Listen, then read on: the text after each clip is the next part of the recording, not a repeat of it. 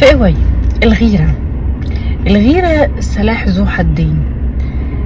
ما ينفعش ما بينش ان انا ما بغيرش تماما وباردة، لان في رجالة تعبيرها عن الحب ان هو عاوز يحس ان اللي قدامه بتغير عليه وان هو مهم عندها، ولا ان انا اكون غيارة بطريقة اوفر. تعالوا نشوف اللي هو الغيارة بطريقة اوفر. الغيارة بطريقة اوفر دي هي بتقوله ان اي ست اهم مني عندك، وان انا قليلة، وان هم احسن مني.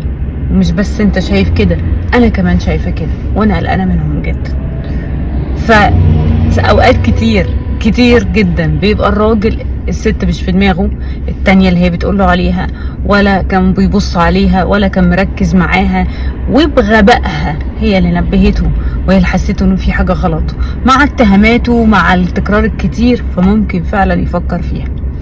فلما نيجي نغير ممكن نبين حاجات طفيفه، يعني ما تزودهاش. انت عارف ان انا بتضايق، حتى لو انا نيجي بقى الاوبشن، لو انا بارده وما بغيرش، لازم كل فين وفين كده افهمه انه يعني يا عم انت عاوز تنزل عشان بنات عكسك.